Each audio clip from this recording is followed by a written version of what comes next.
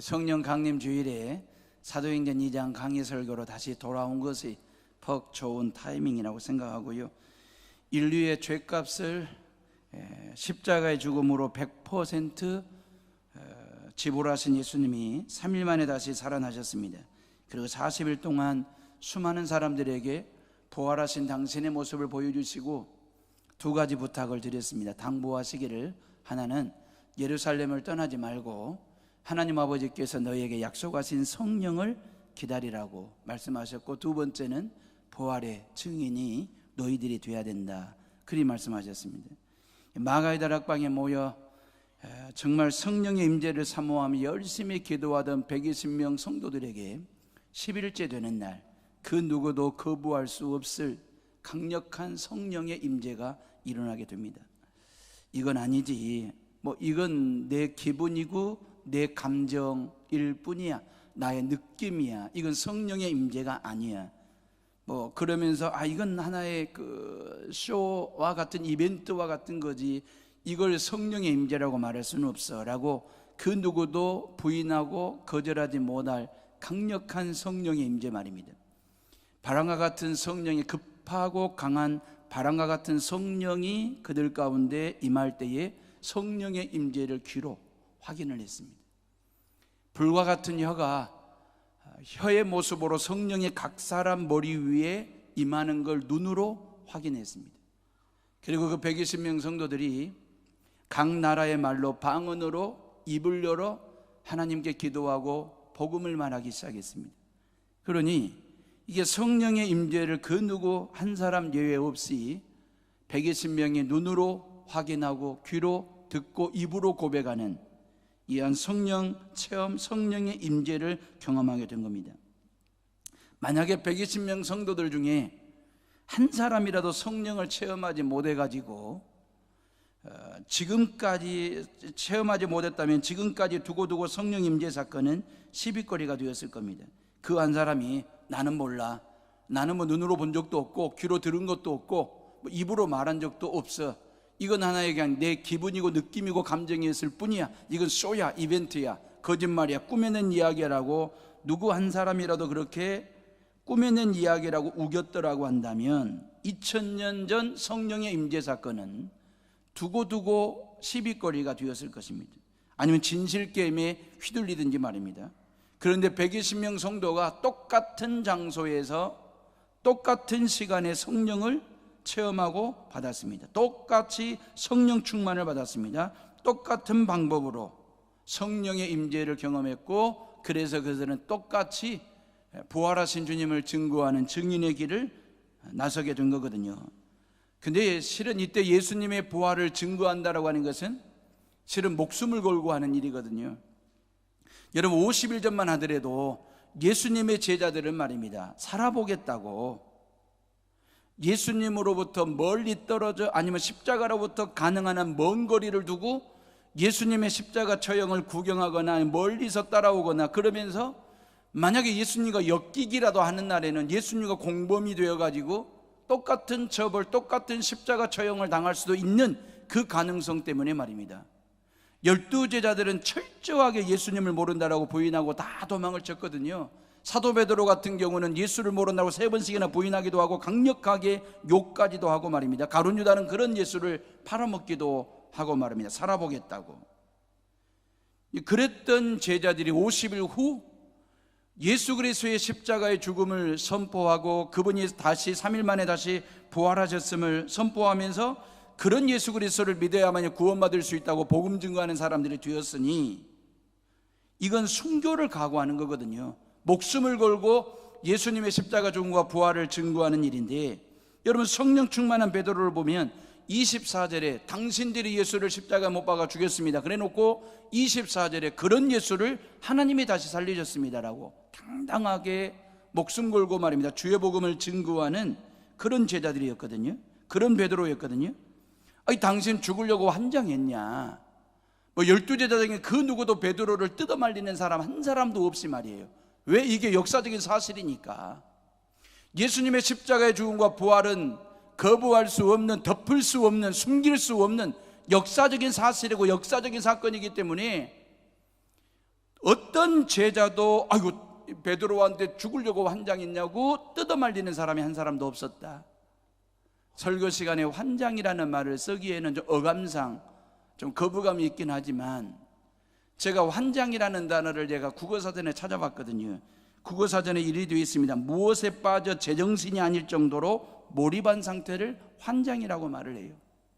어떤 사건에 대해서, 어떤 사람에 대해서, 어떤 일에 대하여 아주 그냥 거기에 정신이 푹 빠져가지고 몰입하는 상태를 환장이라고 얘기하는 거예요. 우리는 너무너무 환장이라는 단어를 부정적인 이미지, 부정적인 면을 부각시키는 차원에서 환장이라는 단어를 덧대가지고 썼기 때문에 너무너무 부정적인 이미지가 우리 속에 각인되어 있지만, 긍정적인 말로 써보면요, 환장이라는 단어가 얼마나 매력이 있는 단어인지 말입니다. 뜻풀이가 그러잖아요. 무엇에 빠져 제정신이 아닐 정도로 몰입한 상태 말입니다. 예, 죽음 권세를 이기시고 다시 부활하신 그 예수님의 부활에 제자들이 환장하는 거예요. 지금 그 예수님의 십자가 죽음에 환장하기 시작한 것입니다. 50년 전에 살아보려고 환장했던 제자들이, 그래서 예수님 곁을 다 떠나가고 도망을 치고 36개의 주랭랑을 치고 숨어버렸던 그 제자들이 지금은 예수님의 십자가 죽음에 환장하고 부활하신 그 주님의 제정신이 없을 정도로 몰입한 상태로 목숨 걸고 주의 복음을 증거하고 예수님의 십자가 죽음과 부활을 선포하는 복음 증거자가 되었으니, 이 얼마나 귀한 일이고 복된 일인지. 여러분, 예수님의 십자가의 죽음이 사실이고 부활이 사실이고 구원이 사실이기 때문에 죽음을 무릅쓰고 말입니다, 선포할 일이 된 것입니다. 12제자들 뿐만 아니라 120명 성도들이 십자가 복음, 부활의 복음에 제정신이 아닐 정도로 몰입해가지고 복음 전하는 일에 올인하고 있는 이들의 모습 말입니다.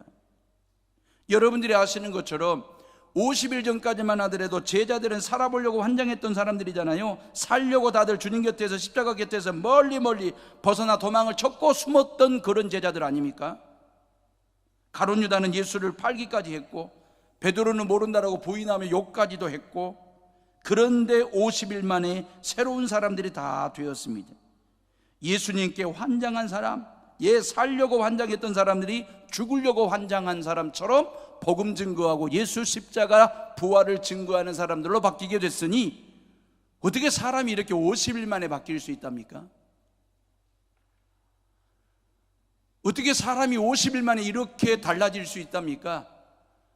여러분들 주변에, 아니면 여러분들 지금까지 살아오면서 사람이 이렇게 50일 만에 바꿔진 케이스가 있으십니까? 그런 사람 보신 적이 있습니까? 아니, 사람이 나름대로 개인적으로 얼마만큼 애쓰고 노력하고 힘써가지고 스스로 자기 자신을 바꿔보려고 말입니다. 성품을 바꿔보려고, 생각을 바꿔보려고, 삶의 모습을 바꿔보려고 무진장 애를 써봤고 말입니다. 부모님들의 자식들 삶의 모습을 좀 바꿔보려고 잘 먹이고 잘 입히고 잘 가르치고 잘 뒷바라지를 해봤지만, 사람이 사람에 의해서, 사람이 사람 스스로 자기 자신을 50일 만에 이렇게 바꾸어 놓은 케이스가 있더냐 그 말입니다. 그런 사람이 있던가요? 사람이 사람을 바꾸는 것은 한계가 있습니다. 왜냐하면 인간에게는요, 인간은 유한한 존재거든요. 여러분, 변화에도 한계가 있고 변질에도 한계가 있는 게 인간의 모습이거든요. 그렇기 때문에 인간이 또 다른 인간을 변화시킨다, 바꾸어 놓는다, 그건 결코 쉬운 일이 아닙니다. 그 한계가 있는 일입니다. 5월 가정의 달이 지났지만 제가 한 가지 여러분들의 팁을 드린다면, 절대로 남편 바꾸려고 하지 마십시오. 안 바뀝니다, 그 인간. 사람 바꾸지 말라는 말이 아니라 남편의 마음이나 삶이나 신앙을 바꾸려는 것 하지 마라 그 말이에요. 왜요? 20년, 30년, 40년 살아봐도 사람이 사람에 의해서 바뀌는 케이스는 드뭅니다. 아내가 남편을 바꿔놓아요? 아니요. 방법은 아내가 바뀌면 됩니다. 남편에게 맞는 맞춤형 아내로 바꾸면 가정은 행복해지는 것입니다. 하나 더 말씀을 드리면, 아내가 바뀌어요? 남편들이요? 기대하지 마십시오. 아내를 바꿔놓으려고 20년 30년 몸부림을 쳐도 그 아내는 바뀌지 않습니다. 그 아내에 맞는 맞춤형 남편이 되면 되는 것입니다. 믿습니까? 웃지 말고 아멘을 하셔야지. 제가 어떤 책에서 읽었던 내용인데요, 울산에 계신 목사님이 쓰신 글이에요. 교인 중에 한 분이 택배업을 하시는 그런 교인 집사님이 계셨대요. 이분이 올해 설날 전후로 해서 얼마나 택배업이 바쁘고도 분주하겠습니까? 울산에 있는 서현역 쪽으로 택배하러 가게 되었는데, 여러분들이 아파트에서나 길거리에서 택배하시는 분들 보면 좀 격려도 좀 해주시고 고생하신다고, 우리 집 택배물이 없어도 그렇게 좀 말이라도 한마디씩 건네주시면 택배하시는 분들이 힘이 돼요. 집배하시는 분들도 힘이 되겠지만, 자, 근데 이 집사님이 설 명절에 너무너무 급한 물건인지라 배달하러 갔는데 아무리 주차를 하려고 주차할 공간을 찾아도 주차할 자리가 없는 거예요. 그래서 어쩔 도리 없이 비상등을 켜고 별 수 없이 불법 주차를 했어요. 불법 주차를 해놓고 보니 양심에 꺼리끼기도 하고, 또 경찰이 와가지고 스티커 딱지라도 하나 붙여놓으면 이게 마음 상할 일일 것 같고, 그래가지고 불법 주차를 해놓고 메모지를 써 놓았어요. 10분간 이 근처를 돌다가 어쩔 수 없이 주차합니다. 주차 안 하면 제가 실직을 당할 것 같아 주차합니다. 저의 죄를 용서하여 주옵소서. 이렇게 메시지 문구를 적어가지고 메모를 해놓고 이제 택배 배달하러 갔습니다. 배달하고 돌아왔더니 아닌 게 아니라 불법 주차 스티커 딱지가 경찰에 의해서 발부가 되어 있어요. 그러잖아요. 물건 하나 배달하면 몇백 원 떼기 아니면 몇천 원 떼기 서민업종이잖아요, 택배업이. 근데 몇만 원짜리 딱지 떼고 나면 하루 일당에 날아가는 건데 서운하기도 하고 섭섭하기도 하고. 근데 그 불법 주차했다고 딱지 옆에 메모지 한 장이 또 있더라는 거예요. 그 메모지에 뭐라고 붙어 있냐면 10년간 이 근처를 돌고 있습니다. 스티커를 발부하지 않으면 제가 실직할까 봐 어쩔 수 없이 스티커를 발부합니다. 시험에 들지 마옵소서. 이렇게 메모지가, 그러니까 둘 다 예수 믿는 기독교인들이었던가 봐요. 택배 하시는 분도 크리스찬, 그 불법 주차하는 거 용서해 달라고 메모지를 붙여놨고, 경찰관 하시도 교회 다니는 분이었든지 스티커 발부한 거에 대해서 용서해 달라고, 시험에 들지 말게 해달라고 그렇게 딱지를 붙여놓고 가는. 이 이야기는 뭔 얘기냐면, 인간은 유한한 존재, 한계가 있는 그런 존재 말입니다. 인간은 누구나 한계 속에 사는 존재이구나. 택배하는 사람은 불법인지 알면서도 주차할 수밖에 없고, 경찰관은 아저씨는 사정을 알면서도 스티커를 끊을 수밖에 없는, 이게 유한한 인간의 모습 말입니다. 예, 남편 아니면 아내, 예, 그냥 아내의 맞춤형 남편이 됐으면 돼요. 남편에게 맞는 맞춤형 아내가 되면 행복한 삶을 살아갈 수 있는 삶을 사는 거거든요. 50일 전에 제자들의 모습이 한편으로는 제가 이해가 돼요. 저도 그럴 것 같아요. 예수님과 엮이기라도 하면 예수님과 똑같은 공범이 돼가지고 십자가 처형당할 텐데, 저도 그 순간 그 자리에 있었다면 저도 예수 모른다라고 부인하고 도망을 쳤을 것 같아요. 그런 제자들의 모습이 이해가 돼요. 그런데 50일 만에 복음 전하는 사람들로 바뀐 이 제자들의 모습을 뭘로 이해할까요? 어떻게 여러분들에게 설명을 드릴까요? 50일 전에는 살아보려고 환장했던, 그래서 예수님 모른다라고 부인하고 도망쳤던 그 제자들이 50일 후에 죽으려고 환장한 것처럼 복음 전하는 사람들로 바뀌는 이 케이스 말입니다. 이 변화를 뭘로 이해를 시켜드릴까요? 이건 이해로 이해되는 게 아니에요. 믿음으로 받아들여야 되는 거예요. 이건 믿음만이 하는 거예요. 오직 성령 하나님이 임하실 때에, 오직 성령 하나님이 우리 가운데 임하시고 우리의 마음을 만져주시고 우리의 생각을 만져주시고 우리의 삶을 다듬어 주실 때에만이 사람다운 사람으로 변화되어지고 가꾸어져가는, 바뀌는 그런 계기들 말입니다. 그런 거 있잖아요. 여러분들의 삶의 궤적에 성령 하나님이 찾아오셔 가지고 나를 만져주시고 나를 쓰다듬어 주시고 보듬어 주시고 품어 주시고 안아 주시고, 그럴 때에 세상을 통해서 얻지 못한 기쁨과 평안함을 성령 하나님의 임재를 통하여 우리가 경험하고 체험하게 될 때에 우리의 삶의 궤적에 찾아오셔서 여러분들의 삶의 페이지마다 끼어 들어오시고 간섭하시고 개입하셔서 우리의 모든 눈에서 눈물을 닦아주시고 우리의 아픔을 어루만져 주시는 그 성령 하나님의 만져주심과 쓰다듬어 주심과 보듬어 주심이 나의 생각을 바꿔놓고 나의 삶을 변화시키고 내 신앙을 업그레이드를 시키는 그 성령 하나님의 손길과 임재에 대해서 말입니다. 남편의 변화는 성령 하나님을 통해서, 아내의 변화는 성령 하나님을 통해서, 자녀들의 변화는 성령 하나님의 능력을 통해서 변화되어지는 역사 말입니다. 모든 부모님들이 자녀들을 위하여 기도할 때마다 하나님, 내 아들, 딸들, 며느리, 사위들의 삶의 궤적에 성령 하나님이 임재하시고 간섭하시고 개입하셔서 자녀들의 삶을 좀 보듬어 주시고 품어 주시고 안아 주셔서 성령 안에서 변화되어지고 업그레이드가 되어지는 그런 인생 살게 해달라고 말입니다. 이렇게 성령 충만했던 제자들이 목숨 걸고 복음을 전했을 때에 사람들에게 어떻게 변화된 줄 아십니까? 성령에 의해서 변화된 제자들이 복음을 전했더니 그 복음을 들은 사람들이 어떻게 변화됐는지 다음 주까지 이어서 설교를 할 텐데 오늘은 37절만 보겠습니다. 37절 말씀 봐보세요. 다 같이 읽어봅니다. 시작.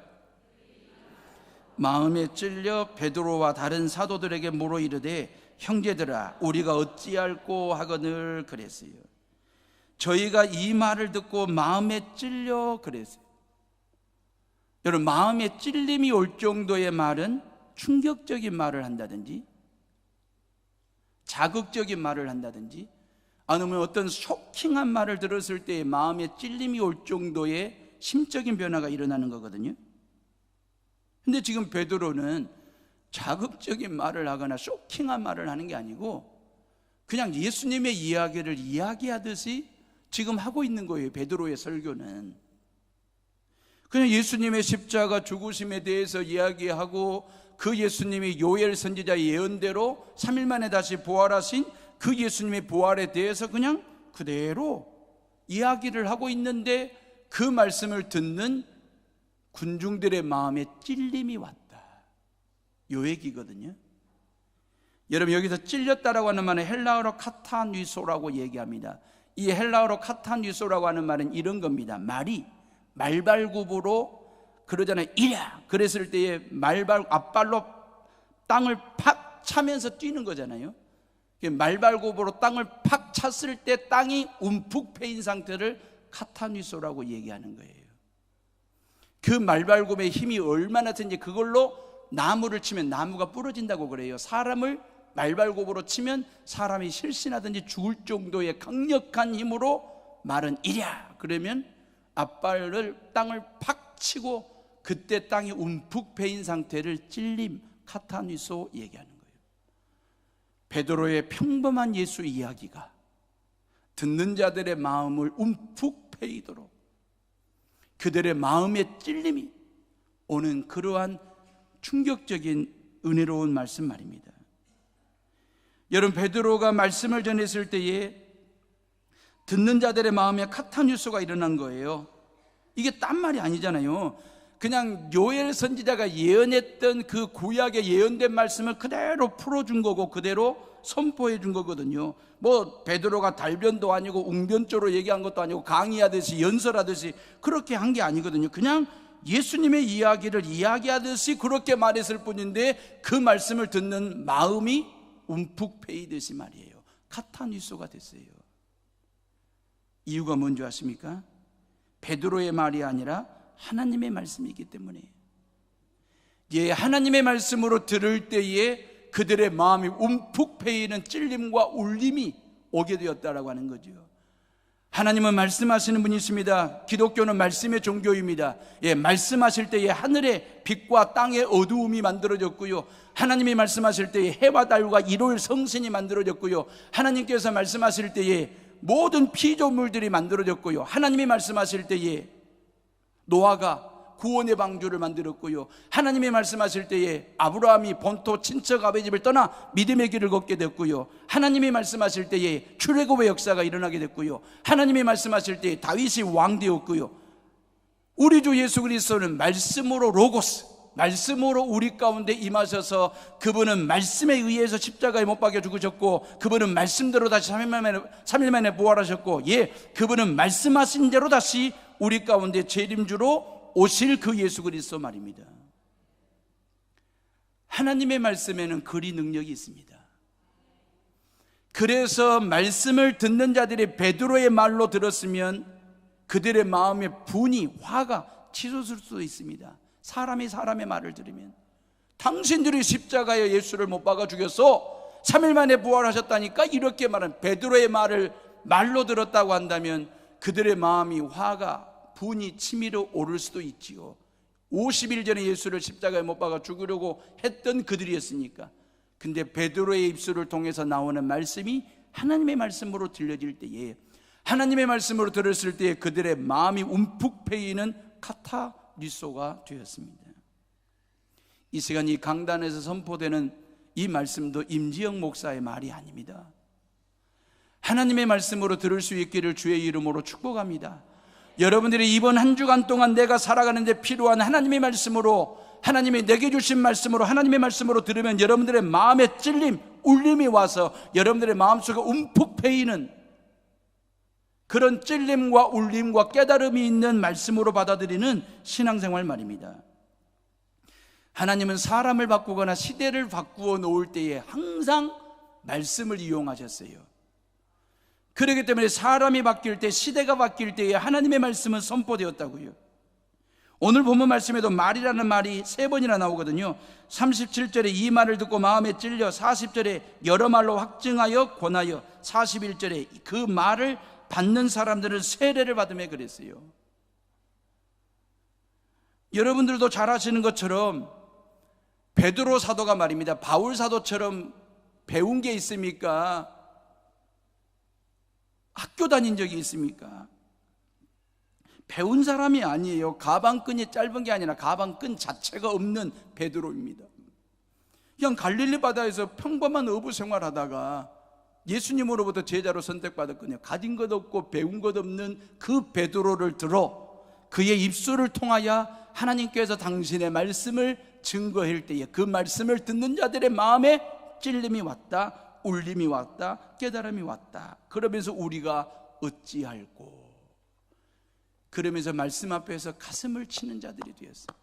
내가 어찌할꼬, 내가 어찌할꼬. 베드로가 대단해서가 아니라 하나님의 말씀이 대단해서입니다. 베드로가 똑똑해서가 아니라 하나님의 말씀은 진리이기 때문에 그렇습니다. 왜 이렇게 말씀은 대단한 것입니까? 사람의 변화를 시키는 능력이 있는 것입니까? 듣는 사람들의 마음에 찔림을 주고 회개하고 세례를 받고 성령을 받게 하는 은혜가 왜 말씀 안에 있는 겁니까? 그것은 하나님의 말씀이기 때문에, 다른 설명이 없습니다. 하나님의 말씀이시기 때문에. 지금으로부터 한 150년 전 영국에 어느 한 시골에 엄청난 눈이 왔어요.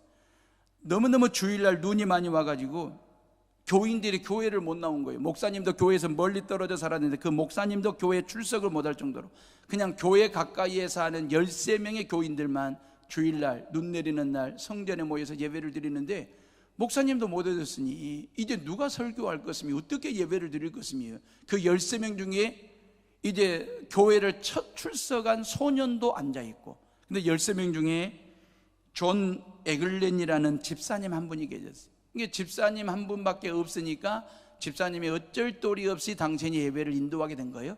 존 에글렌 집사님이 강단에 서가지고 10분짜리 설교를 한다고 하는데 얼마나 횡설수설 했겠어요. 원고가 준비가 됐어도 집사님이 설교한다는 게 쉬운 일이 아닐 텐데.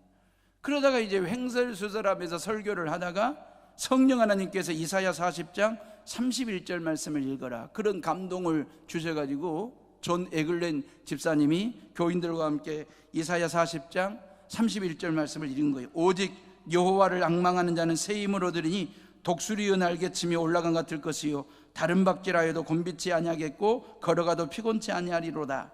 이 말씀을 읽고 존 에글렌 집사님이 하늘을 향하여 높이 고개를 들고 성도들에게, 여러분, 우리가 오직 하늘만 쳐다보며 하나님만 쳐다보며 오직 예수님만 바라보며 삽시다. 이 길만이 우리가 살 수 있는 길입니다 라고 선포하고 그렇게 해서 예배를 마쳤습니다. 그리고 30년이 지났습니다. 30년이 지난 후 어떠한 유명한 목사님이 10,000명 이상이 모인 교회에서 간증을 하게 되는데, 이런 간증입니다. 자기 나이 13살 때 눈이 많이 오는 어느 주일날 처음으로 교회를 갔다는 거예요.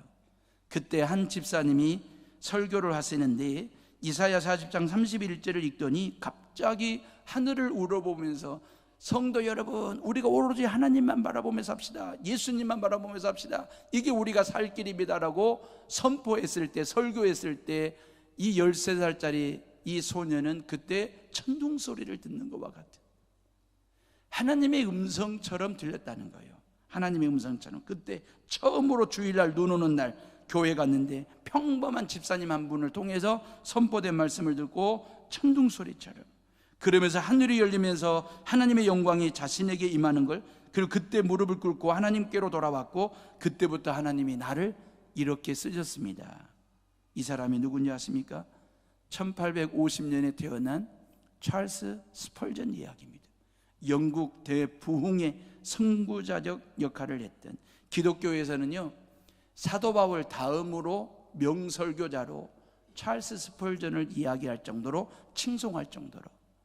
이 찰스 스펄전이 13살 때 말입니다.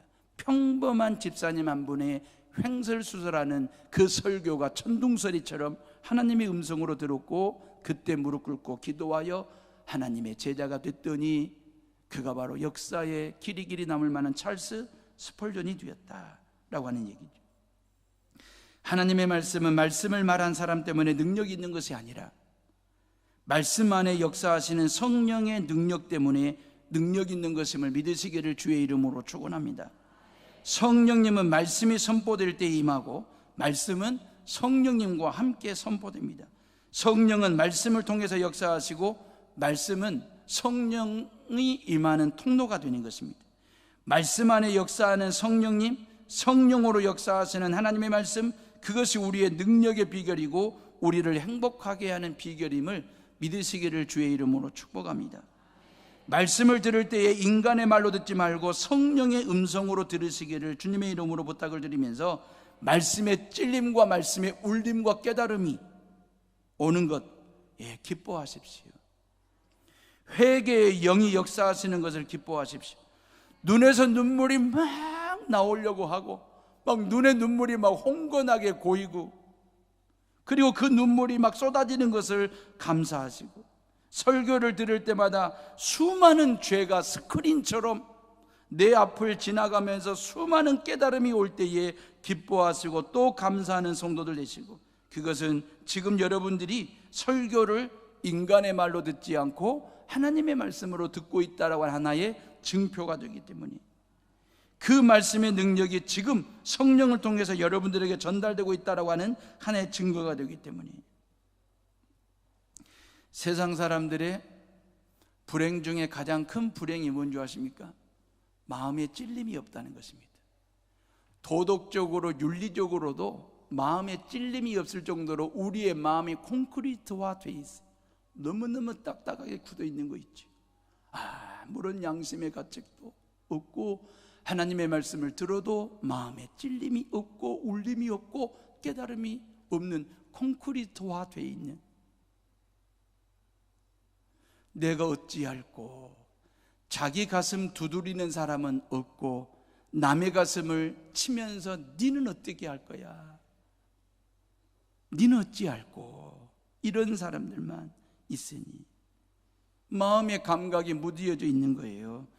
다른 감각은 참으로 예민하고 예리해요. 예를 들자면 인간관계 말입니다. 저 사람이 나를 좋아하는지 싫어하는지에 대해서는 너무너무 마음이 예민하고 민감해져 있어요.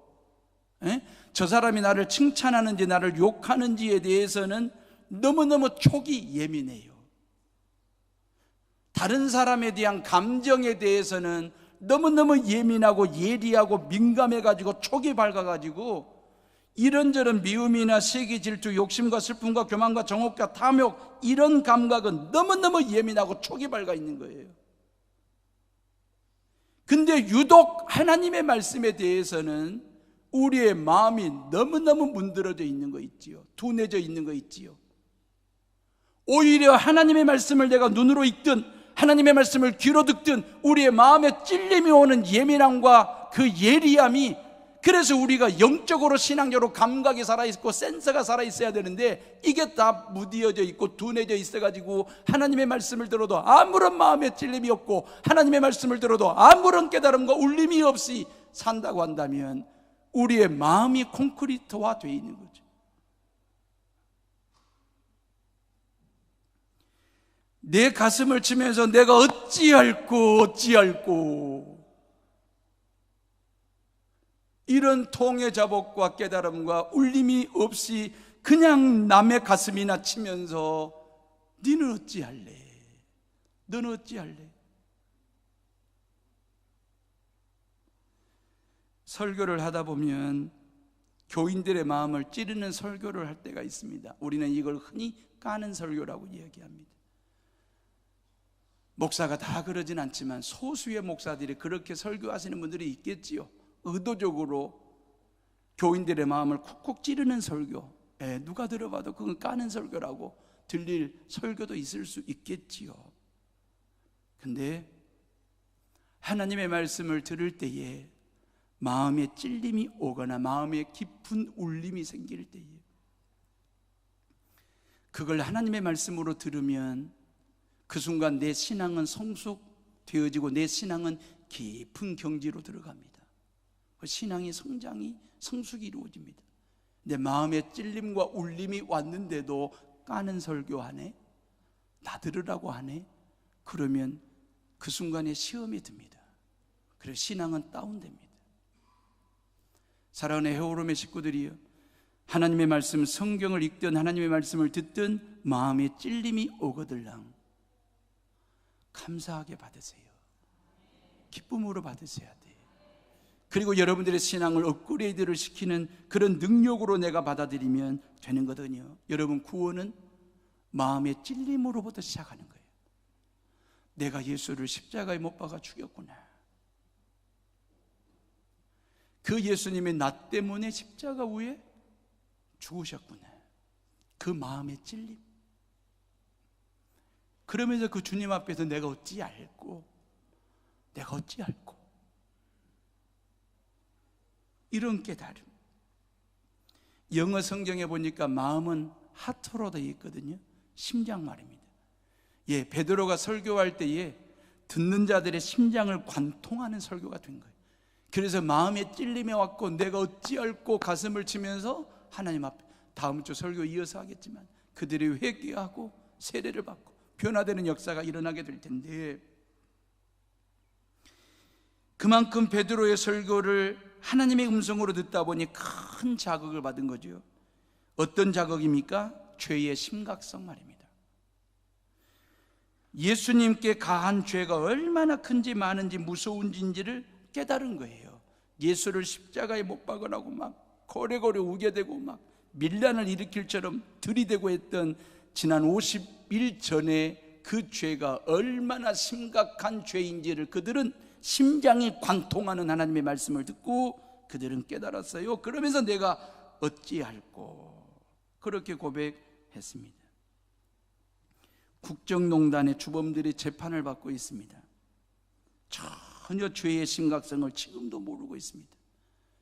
그분들 보면 눈도 있고 코도 있고 입도 있고 양손 양발 다 가슴도 있고 다 있는데 진짜 그들에게는 나라와 민족을 위한 심장이 있을까? 정말 저들의 마음속에는 심장이 벌떡벌떡 뛰고 있을까? 이 대한민국을 향한, 이 민족을 향한, 이 조국을 향한 사랑하는 마음이 저들의 마음속에 벌떡벌떡 뛰고 있을까? 순실이는 언제 진실이가 된대요? 언제까지 기다려야 될까? 순실이의 시대가 끝났다는 걸 알 텐데, 그러면 진실이가 돼가지고 국민들로부터 용서를 구하고, 여러분, 예수님을 십자가에 못 박으라고 고래고래 소리 지르고 금방이라도 밀란을 일으킬 처럼 덤비던 유대인들이 하나님의 말씀 앞에서 마음의 찔림을 받았어요. 그들의 심장을 관통하고 지나가는 성령의 임재를 경험한 겁니다. 그러다 보니 죄의 심각성을 깨달은 거고요. 성경을 읽거나 설교를 들을 때에 마음의 찔림이 왔다는 것은 부끄러운 게 아니고 부러운 겁니다. 여러분들의 찬양을 부르다가도, 기도하다가도, 하나님의 말씀을 듣다가도 눈에서 눈물이 홍건하게 고이고 그 눈물이 여러분들의 뺨을 타고 주르륵 주르륵 흘릴 때에 옆 사람이 볼까봐 부러운 게 아니라 옆 사람이 보고 부러워하는, 왜요? 내 신앙이 살아있다는 증거니까. 내 믿음의 센서가 지금 아직 작동되고 있다고 하는 것이니까. 찬양할 때에, 기도할 때에, 말씀 들을 때에, 하나님 앞에 예배를 드릴 때에 내 마음의 찔림이 카타뉴소가 이루어져 가지고 내 눈에 눈물이 고이고 그 눈물이 주룩주룩 흘려 내 신앙과 내 삶을 적시는 신앙생활을 한다라고 하는 것은 부끄러운 게 아니라 부러운 일. 여러분들이 거짓말을 하다가, 거짓말을 하려고 하는 그 순간에 내 마음속에 찔림이 왔고 울림이 왔다, 그거 축복받을 일이에요. 진정한 기독교인이라는 증표가 되는 거거든요. 거짓말 하는데도 아무런 찔림도 없고 울림이 없고 깨달음이 없다, 죄의 심각성을 느끼지 못하고 있다면 여러분들의 신앙을 한번 점검해 보셔야 돼요. 남을 미워했습니다. 남을 싫어했습니다. 남에게 손가락질했습니다. 남을 막 욕해놓고 저녁 잠자리가 2달에 쭉 뻗고 잔다. 신앙 점검하셔야 돼요. 그렇게 해놓고 너무너무 미안하고 부끄러워서 저녁 잠자리가 오그라들고 발을 구부리고 오그라들어서 잔다. 신앙이 살아있는 거예요. 6월 호국보훈의 달의 말입니다. 우리의 조상들이 이 나라와 이 민족을 지키기 위해서 피 흘리고 죽어가신 분들, 지금 우리가 이 후손들이 내가 어찌할꼬, 우리 선배들이, 우리 부모님들 세대가, 할아버지 할머니들 세대가 지켰던 이 대한민국을 지금보다 더 나은 건강한 대한민국 만들어서 우리의 후손들에게 물려줘야 될 텐데, 그러려면 내가 어찌할꼬. 우리가 영적으로 살아있어야죠. 하나님의 말씀을 읽을 때, 들을 때, 찬송할 때, 기도할 때, 예배를 드릴 때, 우리의 눈에서 눈물이 홍건히 고일 정도로 우리의 신앙이 살아있고 양심이 살아있고, 모든 사람들과 함께 더불어 살아갈 때에 거짓말하려고 할 때마다 내 마음이 막 두근두근 해가지고 성령 하나님의 인도하심과 개입하심을 느끼는 삶을 살아가는 것, 그게 진정한 이 땅의 크리스찬으로 살아가는 성도다움이지 않을까. 그게 나라를 지키고 그게 나라를 건강한 나라로 만들어내는 방법이지 않을까라는 생각을 합니다. 기도하겠습니다.